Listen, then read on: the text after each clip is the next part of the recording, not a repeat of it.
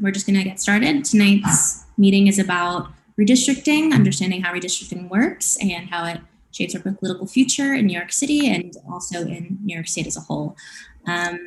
So we're going to begin just talking first about We Act. So We Act for Environmental Justice, we're a 501c3 nonprofit. We're based in Northern Manhattan. Our office is in West Harlem. And we're very focused on addressing the effects of environmental racism on communities of color. As we know, it's been well documented that the most polluted environments in the US are predominantly low income and, people of color neighborhoods. And environmental racism comes at the hands of government and large corporations using their power, wealth, and disregard for communities of color to burden them with their hazardous waste. So at We Act, our mission is to really build healthy communities by ensuring that people of color and or low-income residents can participate meaningfully in the creation of sound and fair environmental health protection policies and practices. So Pamela, could you please move to the next slide, please? Oh, you can actually, you're right. You could move one back, sorry. You can move them back. Thank you. Sorry about that. Okay, so as our work, again, we are very focused on mobilizing people of color to recognize issues within their communities and propose local and federal policies to properly address them. Our focus areas include climate justice, healthy homes, clean air, sustainable and equitable land use, good jobs, and civic engagement. Tonight, we're very much focused on the latter because in order to change the unjust practices put onto communities of color, you must get actively involved in our government. Now I'm going to pass it on to Bailey to talk about our We Act membership. Bailey? Good evening and welcome to this very important topic of redistricting. But again, my name is Bailey and I'm the manager of membership and organizing here at We Act. And when we talk about membership, I just want everybody to be very clear. We Act is about building power, collective and individual power. We want to expand political participation among communities of color and low income, and so they can impact environmental planning and decision making. We Act members get to learn strategies and tactics, especially at our Environmental Justice Leadership Forum, through that political and legislative process to make change. There are opportunities to network. A lot of you on this call come from a position of expertise in your individual fields. So collectively, as we take that power, we raise and elevate the voices of our members in the community of Northern Manhattan. And when we say Northern Manhattan, we're specifically talking about East Harlem, Central Harlem, West Harlem, Washington Heights, and Inwood. As a member, you also get access to training, trainings that are free, whether it's through our worker training program or our environmental justice leadership program. All of that is free. And again, this is about elevating voices, getting the education, and being able to use that profile so we can make sound policy decisions on the city, state, and federal levels. And also, finally, for those that are in Northern Manhattan, there's a good sense of just like giving back your time, giving back your energy and your knowledge going forward. So I am going to stop there. I'm going to put my name and email in the chat. And if you would like to become a member, membership is $25. But if you don't have it, donate what you can, because this goes a long way into making sure that We Act stays at the forefront and is the environmental justice leader in the community. Thank you so much. Okay, thank you so much, Bailey. And again, at the end of the meeting, we can talk about this again, about contacting Bailey, and we'll put the link in the chat for anybody who'd like to become a member. So now I'm going to pass it on to Ms. Wendy to talk about our Healthy Homes Working Group. Please take the floor. Oh, Wendy, you're muted. Okay. Yes, thank you so much, Addie. Good evening, everyone. Pamela, thank you for hosting. Bailey, thank you. So I work with the Healthy Homes Working Group, which hosts meeting every 2 weeks. And you're wondering, what is a healthy home? A healthy home is housing that supports a state of complete physical, mental, and social well-being, according to the World Health Organization. And this includes the physical structure of a home, including how a building is constructed. So, for example, one of the things that we've been looking at is out of gas and the bill that is currently in council, which would require buildings built moving forward to not use gas. So that's one of the things. How they're maintained, restored to enable good health for residents. So what exactly is the Healthy Homes Working Group? The Healthy Homes Working Group is comprised of We Act members working together to identify and implement solutions to improve the indoor environment at the city, state, and federal levels.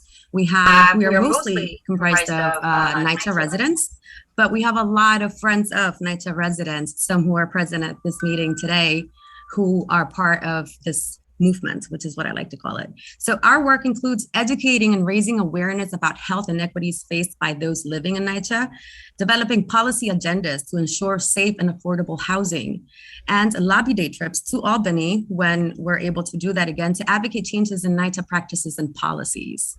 So you may be wondering how you will join this wonderful group. Well, you can email me. You can become a member of WEX, as Bailey has said before, and you can come to one of our bi-weekly meetings. I'm going to put that information in the chat. So if you would like to join us in our next meeting, you're welcome to do so. And I would absolutely love it. And you will be learning a whole lot.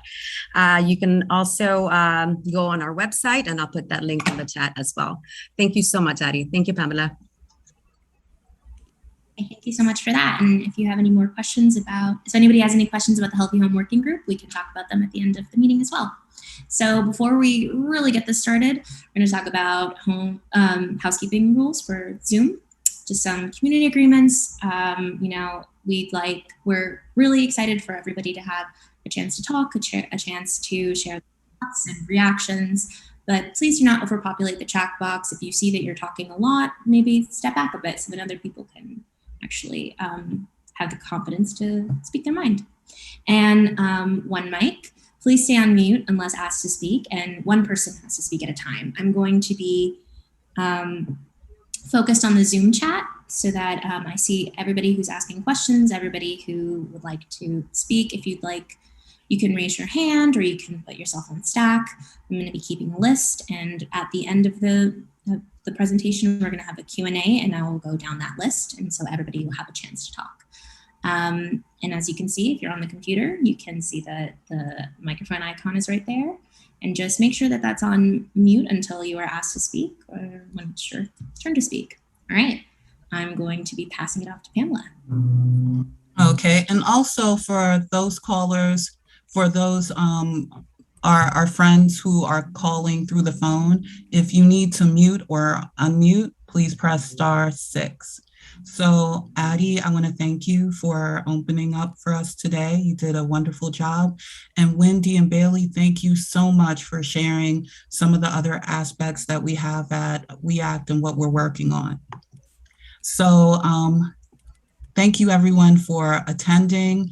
I know yesterday, last night was a very trying time for all of us in New York City, but it was an example of climate change and what happens when we don't take control of what's happening in our communities and in the environment.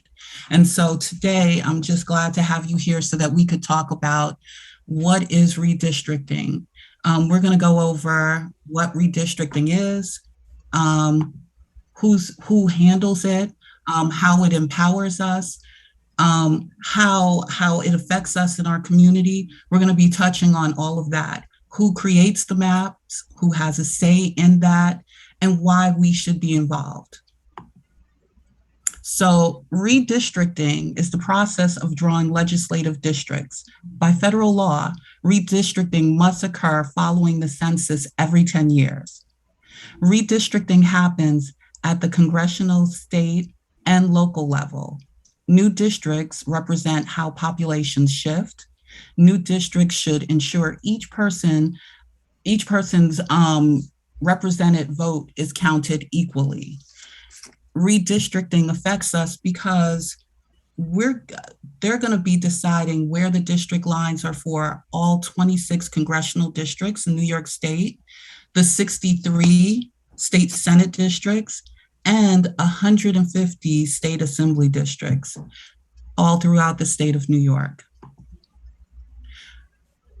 So how does redistricting work in New York State? In the rules and regulations of the New York State Constitution, it says that there are certain rules in place of how redistricting should happen. They say that it has to be compact, it has to be contiguous, it has to preserve political subdivisions, preserve communities of interest, preserve the core of priority districts. It has to be competitive, but it's not allowed to intentionally favor or disfavor an incumbent, candidate, or party, okay? And so let's go into more detail. What do they mean by compact? Well, according to them, compact means the extent in which a district geography is dispersed around its center. The people within a district should live near one another, meaning that they should not be excluded in any kind of way. So, for example, if you live in grand houses, it shouldn't be a situation where there are certain people, the grand houses is divided between 4 assembly districts. Not saying that that's what happens right now, but moving forward, when they're doing the redistricting, they have to be mindful to keep certain communities together, so that the issues of that community are brought forward by the person who's going to represent them. It should not be a situation, oh, excuse me, went too far. It should not be a situation where districts are not connected. Each district should be contiguous. It should be a single connected component. You shouldn't have like rivers, or it shouldn't be in 2 boroughs or in a completely different city. Technically, according to the law, it should be contiguous, it should be connected, nothing should be separating it. It should preserve political subdivisions. And again, it shouldn't cross county lines, cities, towns. It should preserve the community's interests. So it shouldn't be a situation where one school district is divided into many, and water down the vote of that particular school district. Just a minute.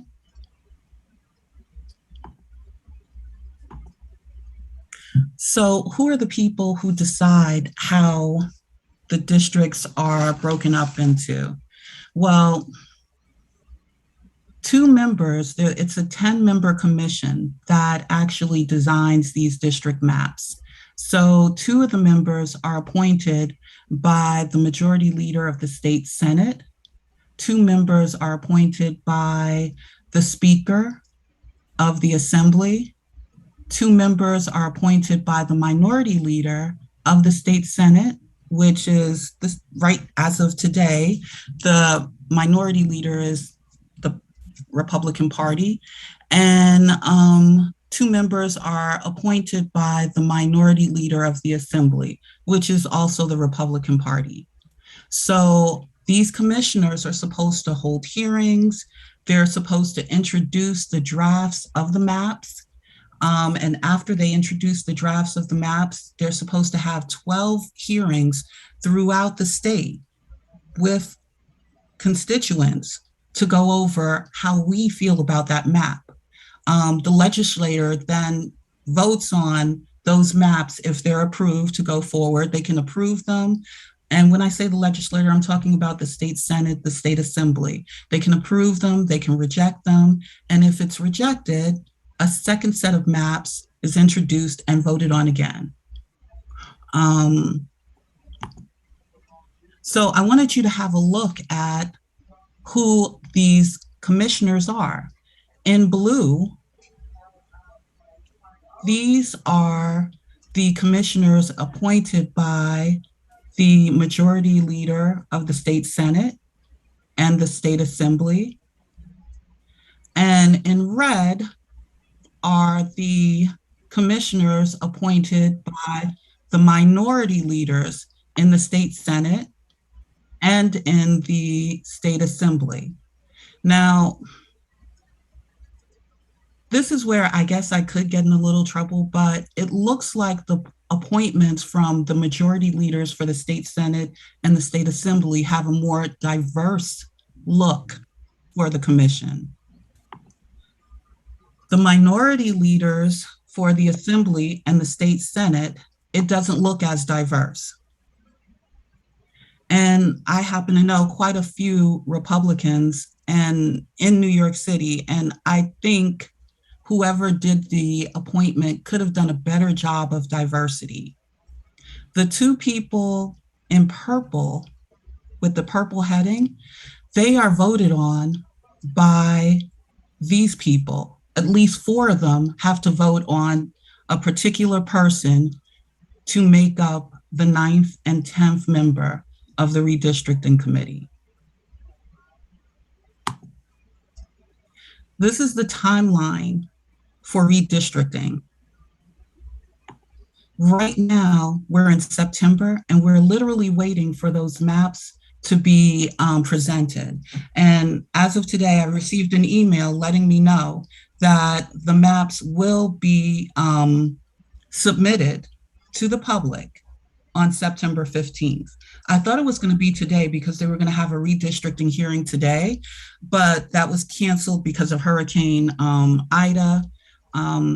So I'm not sure what they were going to discuss at the hearing, but they did make a point of saying September 15th, they will be presenting the first draft of the maps. And that's why it's important for us to understand the process right now, because when those maps come out, if we're not happy with them, we have to organize very quickly. And we have to present maps that truly represent our communities. So how does redistricting impact your community? Redistricting impacts your community because the people who are elected from these districts are in charge of your schools, your roads, public transportation, housing, garbage pickup, water quality, taxes, green spaces, utilities, business regulations. I mean, we can go on and on and on. And that's why it's important that we have communities together with similar interests. So things that are important to our communities, they get brought to the forefront, and the elected officials who are going to handle it get elected because they will represent that district.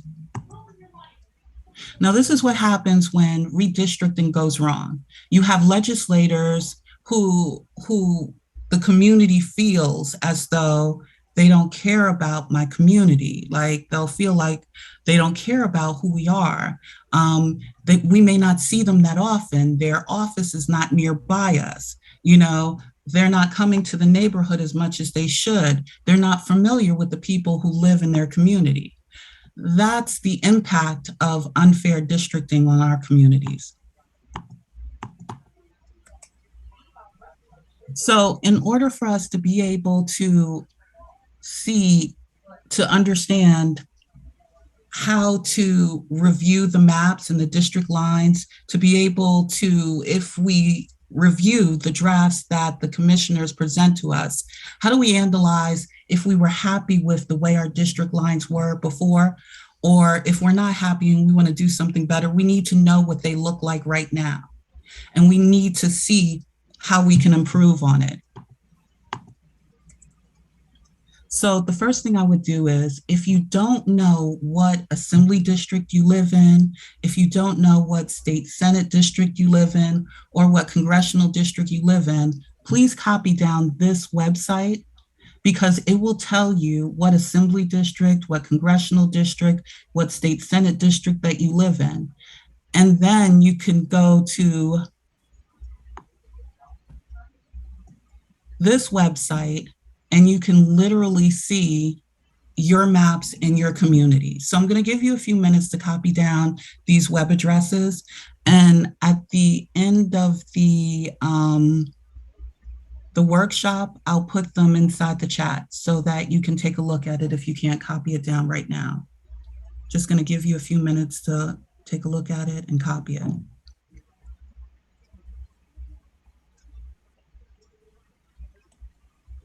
Okay, so I wanted to give you an example of what a particular district looks like when it doesn't follow any of the rules that it's supposed to.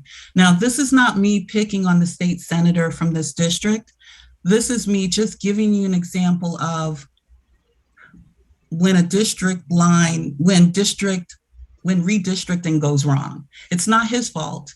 He didn't design this particular map. He didn't set the district lines, but this is the New York State Senate 29th State Senate District. I don't know if you noticed, but it's in the Bronx, but it's on the west side of the Bronx. It's also cuts into the east side of Harlem, and then it touches on the upper west side of Manhattan. So, and it's also in parts of Queens as well. So this particular state senator is in 3 boroughs. And when we go back to the rules, remember the rules say that it shouldn't be separated by counties, but in this case, it's separated by 3 different counties, that there should be some commonality to it. When you look at this and you look at the part, it's in the Bronx, the west side of the Bronx, but then what do the people in the West Bronx have in common with the Upper West Side? Or the people in Queens with what's happening in the Bronx? Or East Harlem with Randall's Island, because that's covered in this assembly district as well. And also in this assembly district is Central Park, the entire park.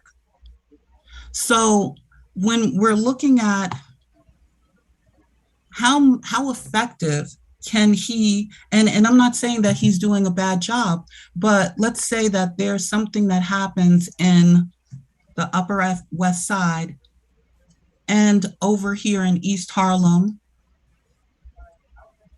or in Northern Bronx. Where is he going to go to first? And this red dot right here is where his office is. So he's not actually in his legislative district, but I don't actually blame him for that because he's in 3 boroughs and he's trying to position himself where he's central. So this is not a compact. It's not compact. It doesn't look really contiguous to me, and it's not keeping people of similar interests together. So I wanted to follow up with the general election on November 2nd. So the November 2nd election does actually have a ballot measure on it that we're all going to have to vote on. And it's a redistricting ballot amendment. And so in this, you can vote yes if you agree that the redistricting should require incarcerated persons to be counted in their last place of residence for redistricting. It also requires the state to count residents, including people who are not citizens, but to be counted in the, in the census, in our count, even when the federal census doesn't do it.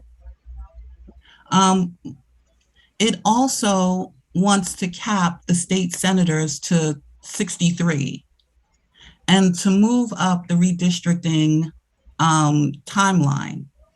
And it also says here, repeal inoperative language. So basically what they want to repeal is the fact that the law says that it has to be compact, it has to be contiguous. The people have to have similar interests. It shouldn't cross any borders. They want to remove that language from redistricting. So if you vote yes, then you're agreeing to all of that. If you vote no, then basically there's some aspects to what they want to change in the constitutional amendment regarding redistricting. It's not going to happen.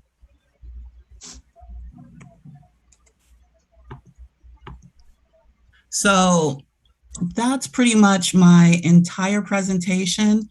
And now I open the floor for any questions. But I'm going to start with some of the questions that Adi may have in the chat. So do you have any questions, Adi, from some of our guests? Yes, thank you so much for the presentation. You did wonderful. So we're going to start with Fanny. Fanny asked this, the second set of maps will go through the same process, meaning in terms of when the second set of maps, after a rejection period, will the second set of maps go through the same process as the first one? And can you describe how many times that has happened, or how common that happens? Okay, so this is like the first time that all of this is pretty much new. This is the first time that we're actually doing it without the federal government involved, because in 2014, everything changed. So we're following the measures that were changed in 2014. So this is the first time we're actually doing this as a state on our own. And if the first set of maps get rejected, what then happens is the commission has to go back to the drawing board, come up with a new set of maps, okay? And then if that gets rejected, then the state legislator then has their own task force that will pull together maps.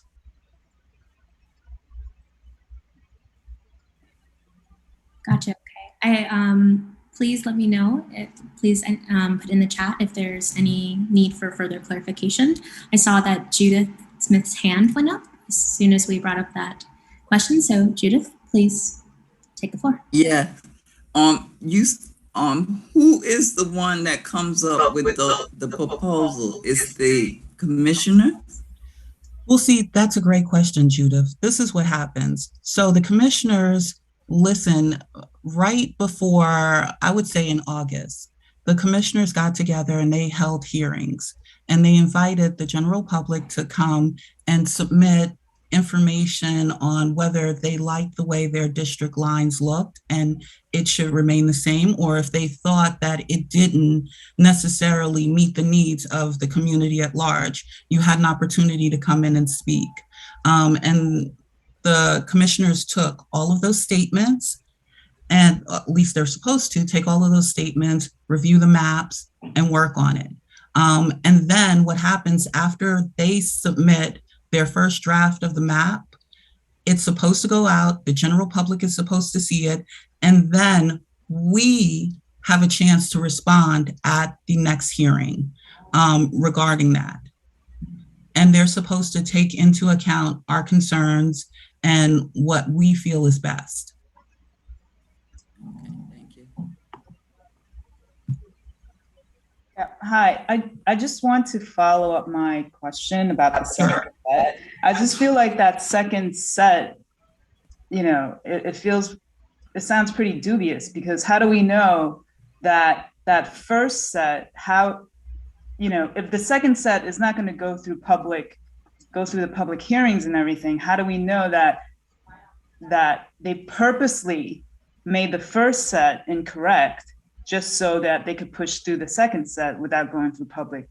No, the second set actually goes through public hearing as well. Okay. It goes through public hearing, and then if it's still rejected, because after it goes through the public hearing, it still has to go before state legislators, and they have to agree on the maps as well.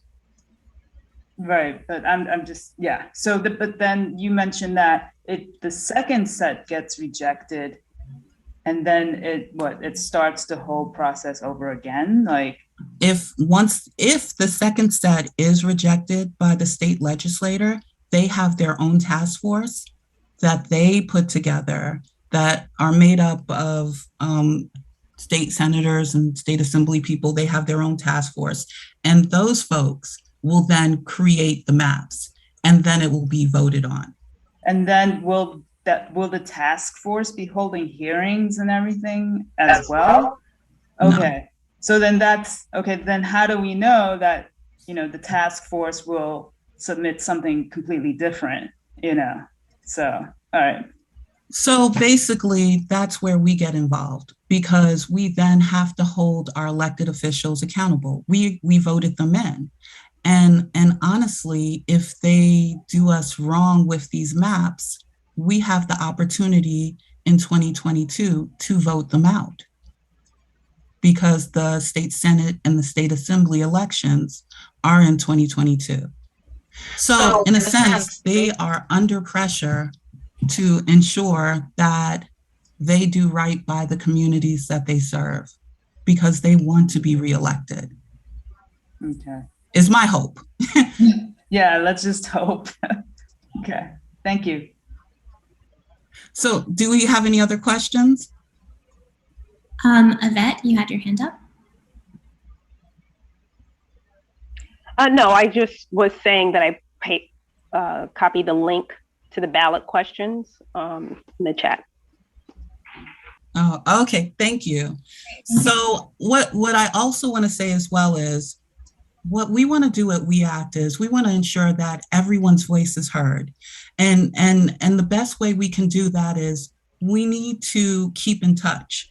We need to keep in touch with you, so that when these maps are released, we need to have all of you and your friends come together and discuss how we feel about these maps. So if these maps are going to be dropped on September 15th, guys, we need to get together within a week and talk about how we feel about these maps. And we need to work, if we're not happy with them, we need to work on what would be in the best interest of our community. This is how we build power for our communities. This is how we get involved. And this is how we ensure that the issues that are important to us get recognized. So I am counting on you to, when we have our second redistricting meeting after the maps are released, that you want to dig in and work on those maps with me. And I know that We Act is Northern Manhattan, but if anyone needs any help with maps in the Bronx or maps in some other borough, definitely come, because we're going to be working together trying to figure out how to put that together, how to put together a testimony, how to prepare people to go speak. It is very important to We Act that we build leaders in our community who can assist legislators in making sure that our needs are met. So can I count on all of you with that? I'll take raised hands. Thank you. I see quite a few raised hands. I really do look forward to working with each and every one of you in making that happen. We need to build power within our community if we want to see a difference. Okay. Any other questions? Yeah, so I wanted to go through the list. Eva Chan had asked about the district lines being drawn incorrectly, about how a senator in the Bronx can cover East Harlem, and you went over that. I wanted to ask, does Eva have anything else she'd like to say about that? And then after we speak to Eva, I see that Nan's hand was raised as well, so we'll follow up with Nan. Eva, are you still there? Yeah, I'm here. Yeah, I think, we directly feel the impact in East Harlem. For example, if we need to advocate for, how to deal with the methadone clinic, we have to go to 2 senators or sometimes even 3, and then no one can make decisions. So that's why I agree that, for a district that shares similar issues between East Harlem, Central Harlem, to some extent West Harlem, we really should have one senator represent us. And I have to tell you, I agree with you. And that's why these meetings are so important. And Nan, you had your hand raised, and then I also see Alicia and Diana. So after Nan, we'll go with Alicia and then Diana, and then back to Adi with any questions that were in the chat. Great, Pamela, this was absolutely fascinating. So I really appreciate you and WEAC for putting this together. Just out of curiosity, are the same commissioners drawing the maps for the federal congressional districts? Do you know? Yes, they are. Okay, so that not only should we pay attention to probably the most immediate thing is, the folks that we interact mostly are our state senators and assembly people, but this is really important for our federal congressional district too. So good, thank you very much. You're welcome, Nan. Okay, Alicia? Hi, thanks. So my question was about the ballot measure that we'll be voting on in November that you described to us. And I'm just trying to get a sense of like whether we should vote yes or no. And it seems like it's complicated because a yes vote supports many things that feel to me like important and representative, like counting folks who are incarcerated from their previous address rather than from where they're incarcerated, or counting folks who are non-citizens. But I didn't understand what you were saying about the repeal inoperative language part. It seemed like you were saying that a yes vote would mean we would no longer have a requirement that districts be contiguous or okay. And so then just for anyone who understands this more, like how do you weigh the fact that this ballot measure has like some good and some bad in a yes vote and some good and some bad in a no vote, as far as that's what frustrates me most of all. Like there's another ballot measure that is for clean air, clean water, and a healthful environment. Exactly how it's phrased. That's a no-brainer for most people like me and anyone who is involved in EJ. You're going to say yes to that. But in a case like this, where they're tying something that is pretty important, that most people would believe in, to something that is, wait a minute, are you pulling a slick one on me? It's problematic. I agree with you. I mean, I think I feel like we have to look into our heart of hearts and figure out which one, by voting no or yes, will it cause more harm to us in the future? And is it possible to get another ballot measure that separates the two? And then have a vote on that. But again, that's when we remain involved and we work together, and that can be another initiative that we work on within civic engagement at WEAC. So I'm hoping that we'll all stay engaged and we'll all want to be part of the civic engagement team and work on some of these issues. And Ms. Finch? Oh, yes, we're going to go to Diana. Hi, yeah, I just wanted to ask a little more specifically about the language that you object to in the ballot amendment, because I attended one of the hearings and they talked about the fact that New York City in particular is an area where there are many, many rivers, bodies of water that cut through districts, and that it's really impossible to avoid them all because there's so many. So I don't understand exactly what you don't like about the language, the provisions that that amendment wants to eliminate.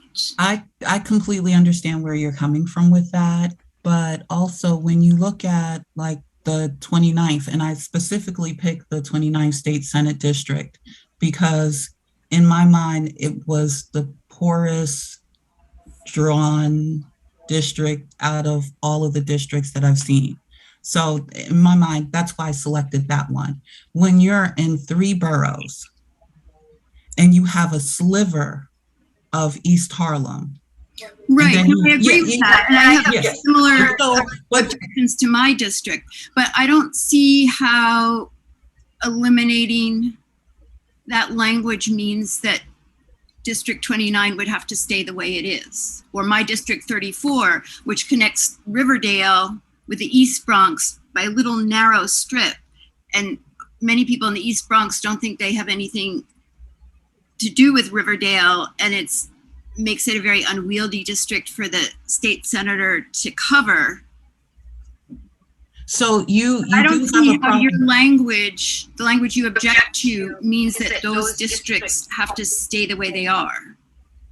No, I'm not saying that they should stay the way they are because they're not compact. And that's what the problem is. Right now, the 29th isn't compact. So it's breaking all the rules. And that's my point. The 34th. So you think that by removing it and eliminating the requirement for districts to be compact, and therefore you think we should vote no? I'm not saying eliminate them at all. I'm saying we need to keep them. You're saying that the language in the ballot amendment would eliminate the requirement for districts to be compact, contiguous, that language, yes. That's the specific language they mean when they say yes. Yes. But that doesn't necessarily mean that they will. I mean, they're not contiguous and compact now. Exactly. So and even so with language in the law. So I mean, there's so much else that's good in that ballot amendment. It seems like a hard decision to make about whether to. Right. And so that's why I'm not pressing anyone to vote one way or another. What I actually said was, I said, you have to search into your heart and figure out what you think is best. So if you think that it's best because the other parts are very important to you to vote yes, then yes, you need to vote yes to that. But if you feel like, no, I don't want this tied to that, I want them to be separate and I want us to come up with a new ballot measure that separates the two, then you would probably vote a no. But I'm not going to tell people how to vote. I'm providing information on what the two mean and how it's delivered, and that's it. At the end of the day, Ms. Finch, if you want to vote yes, you should definitely vote yes if you think the pros outweigh the cons. But there are other people who are in this group with us who may feel differently. Right. Right. Right, I get that. Yeah. But we can't have a different ballot measure. Ms. Finch, stop talking and allow someone else to ask a question, please. Sure. And we're set with this ballot amendment for this election. We can't change it. No, it's going to be on the ballot November 2nd. So, Adi, do you have any other questions from the chat? Yes, thank you so much for that, Diane. And we're gonna go to Judith next. Does Judith have a question? Yeah. Do you have any idea what's the reasoning behind them separating the districts like that? Because I remember when Charles Van Gogh was congressman, and I remember seeing, looking at that map before. I never understood it, but I wondered because he had his district was in Harlem and then went all the way up in the Bronx. And if I'm not mistaken, he may have had some in Queens or Brooklyn.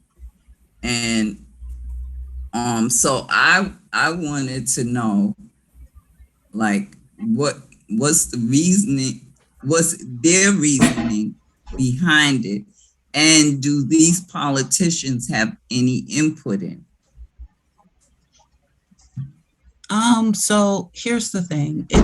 I can't speak for what happened back in 2014 when the last time they redid the redistricting. But what I can tell you is that during that time period, they did have hearings. So people from the public did have access to speak at those hearings. Now, whether they were heard or not, I can't confirm.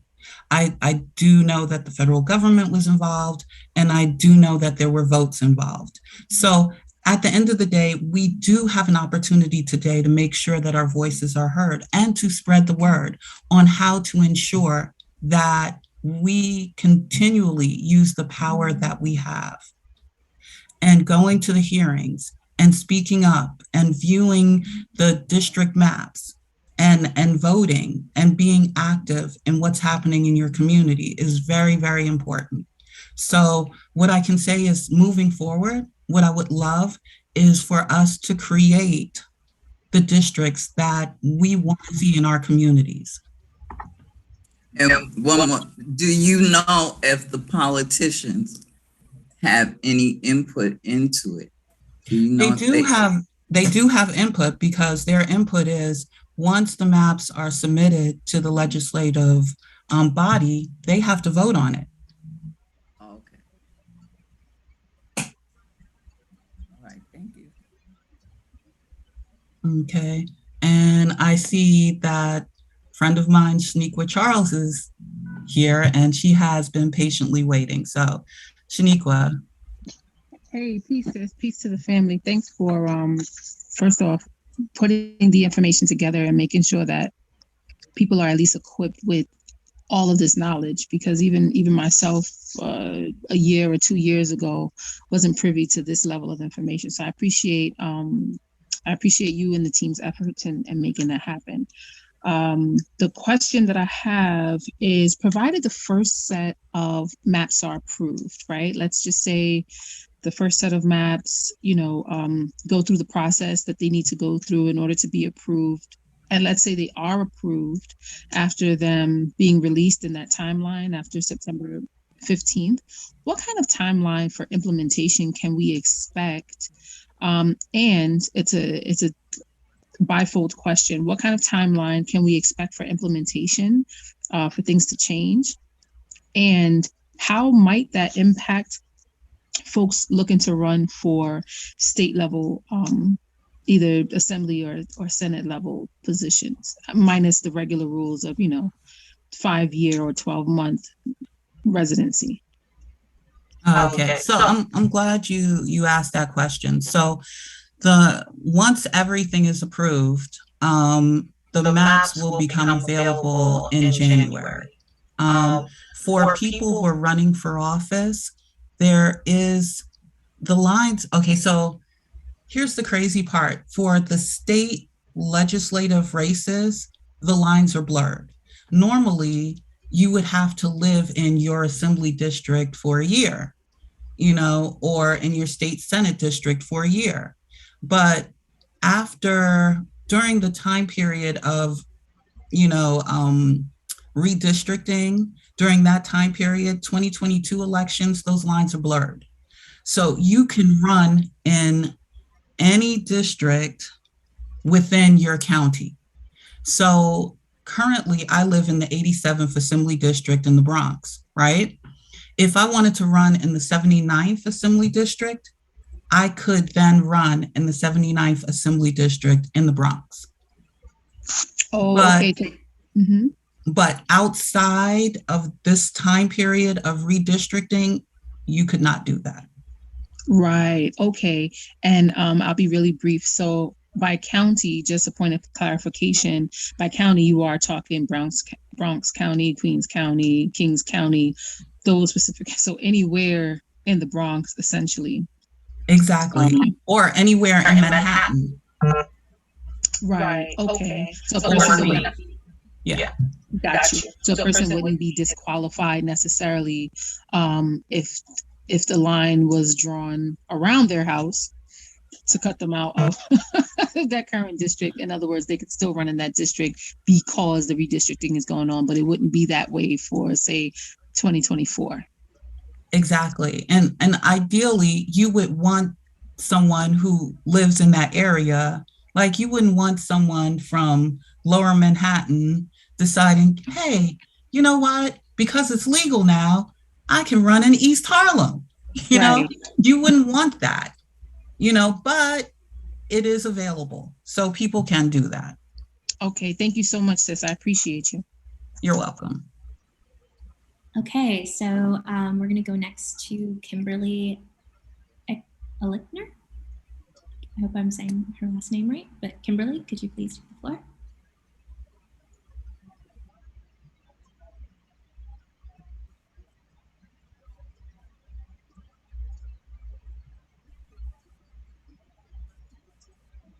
Okay, she might have stepped away, so we'll just move along. We'll go to Makiba, if I'm pronouncing that right. Makiba?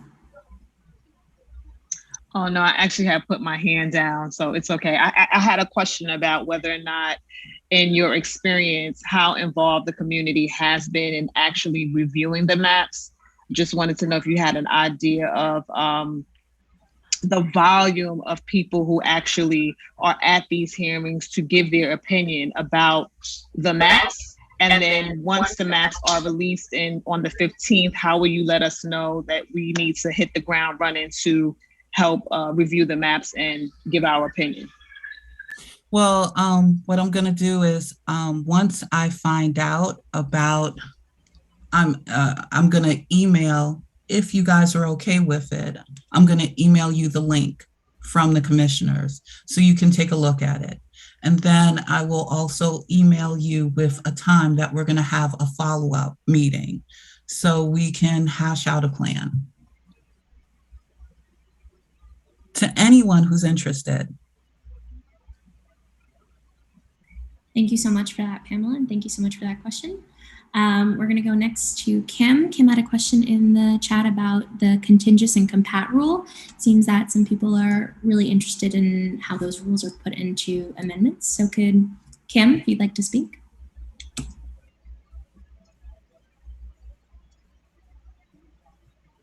So Kim may have stepped away for a second, but it's in our state constitution that this is supposed to happen. So in order to remove it, it has to be removed by a vote. And so that's the inoperable language that they're using there. So, I mean, again, it's really up to, it is really up to the community and how they feel about it. Her question was speaking about why the rule is being disregarded in the first place. Can you talk about that? Unfortunately, here's the thing. I don't know if we had a core team, like, I don't know how many people actually got involved in the hearings in 2014. I don't know how many community people knew about the hearings. I went on Eventbrite most recently and did a search for redistricting workshops.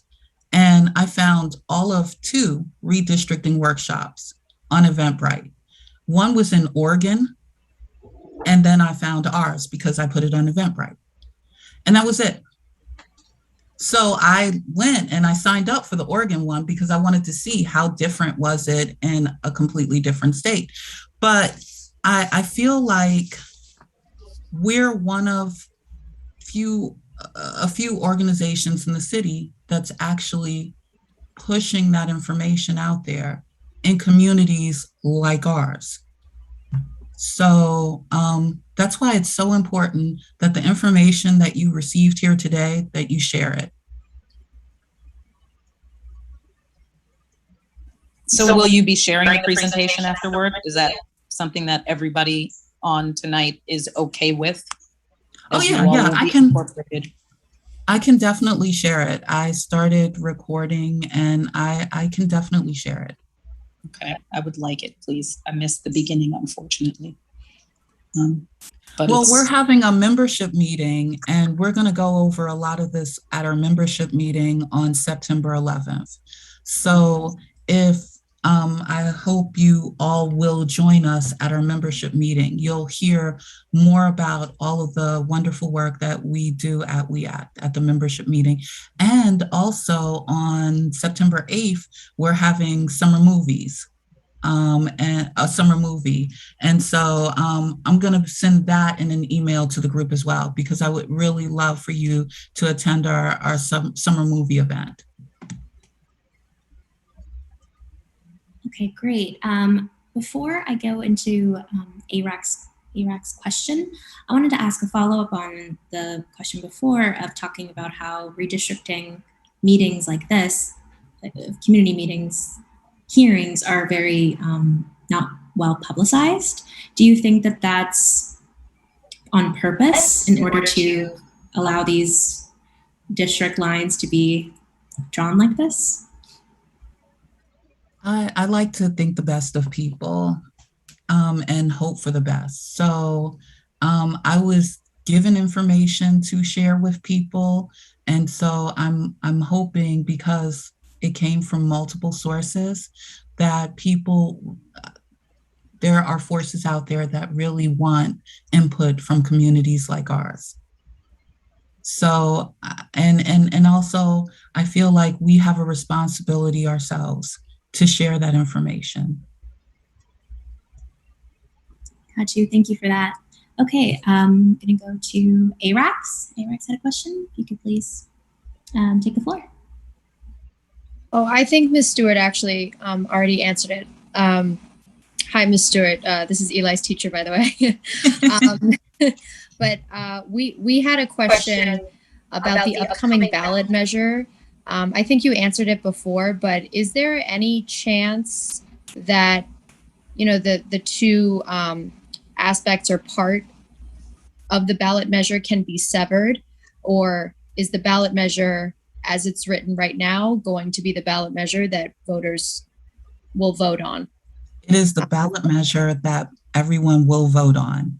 In order for something to become a ballot measure, it has to be voted on by the state Senate and the state Assembly for it to be a ballot measure. And they both agreed on it. They both voted for it. So it's there. But again, I showed you how to find out who your elected officials are. So you're all community members.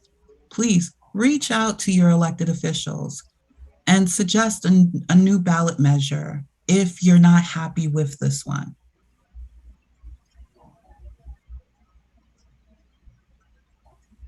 So, do we have any other questions?